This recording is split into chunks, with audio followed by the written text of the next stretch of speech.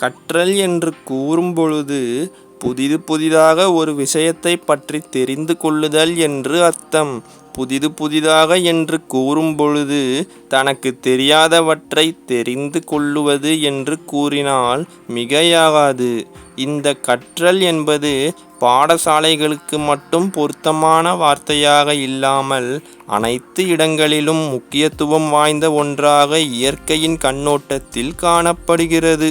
கற்றல் என்னும் ஆற்றலானது இருக்கும் வரை அனைத்து உயிரினங்களின் பயணமும் தொடர்ந்து கொண்டேதான் இருக்கும். தேடல் உள்ள மனதிற்கு கற்றலானது கைவசம் இருந்து கொண்டேதான் இருக்கும். ஆசையுள்ள மனதிற்கு தேடலானது இருக்கும். தேடலானது தோன்றியவுடன் தேடலுக்கு ஏற்ற கற்றலாகப்பட்டது கட்டாயமான ஒன்றாக மாறிவிடும். ஆக அனைத்திற்கும் அடித்தளமாக அழிவில்லாமல் இருக்கும் ஆசையை நன்மை தரும் வகையில் வைத்தால் சரியான ஆசைக்கேற்ற சரியான தேடல் தோன்றும். எதை மனமானது தேடுகிறதோ அந்த தேடலை கற்றல் எளிமையாக்கி விடும். ஒரு விஷயத்தை பற்றி முழுமையாக கற்றறிந்திருக்க எந்த இடத்தில் தேட வேண்டும், எதை தேட வேண்டும், எப்படி தேட வேண்டும், யாருடைய உதவி மூலம் தேட வேண்டும் என்னும் ஞானத்தை கற்றலானது கொடுக்கும்.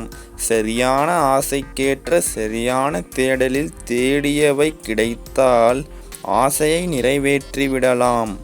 தேடியவை கிடைப்பதற்கே எதை தேட வேண்டும், எப்படி தேட வேண்டும், யார் மூலம் தேட வேண்டும், எங்கு தேட வேண்டும் என்று கற்றறிந்திருக்க வேண்டும்.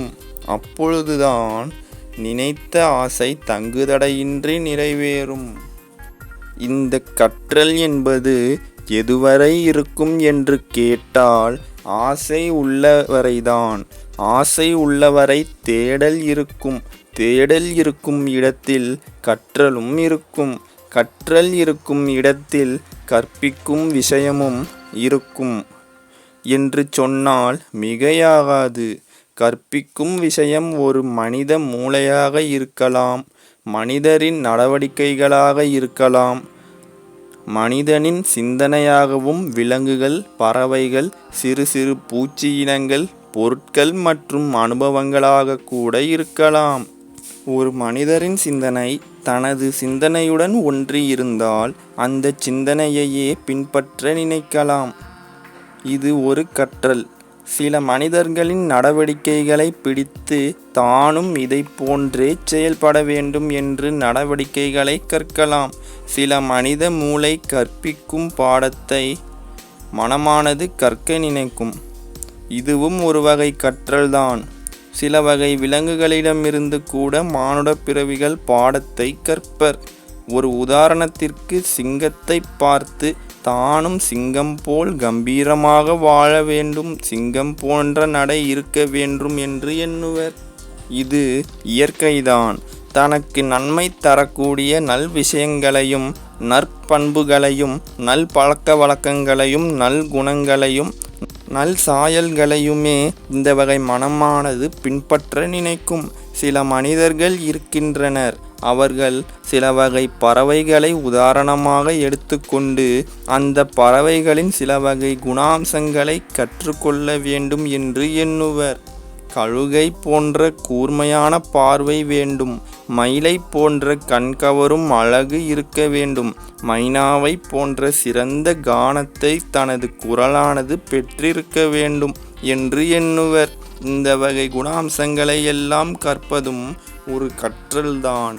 சிறு சிறு பூச்சி இனங்கள் கூட மனிதர்களுக்கு நிறைய பாடத்தை கற்பிக்கின்றன. அது எவ்வாறு என்று கேட்டால், சில வகை பூச்சி இனங்களாகப்பட்டது தனக்கு தேவையான உணவுகளை சேகரித்து வைத்து கொண்டு தேவைப்படும் பொழுது உண்ணும். எறும்புகள் கூட இவ்வாறு தான் செயல்படும். தனக்கென்று மண்ணைத் தோண்டி வெளியில் எடுத்து பூமிக்கு அடியில் ஒரு பாதையை உருவாக்கி குடியிருக்கும். தனக்குத் தேவையான உணவையும் கொண்டு வந்து தனது குடிலுக்குள் சேர்த்து வைக்கும். இதுவும் மனிதர்களுக்கு ஒரு கற்றல்தான். பொருட்கள் பாடத்தைக் கற்றுக் கொடுக்கும் என்று கூறுகையில் சில வகை சிலைகளும் பொம்மைகளும் சிற்பங்களும் சில வாழ்க்கை தத்துவங்களையும் சில மாமனிதர்களின் உருவச் சிலைகள் ஓர் உதாரணமாக மாறி வாழ்க்கையின் அவலநிலையை கூட மாற்றக்கூடும்.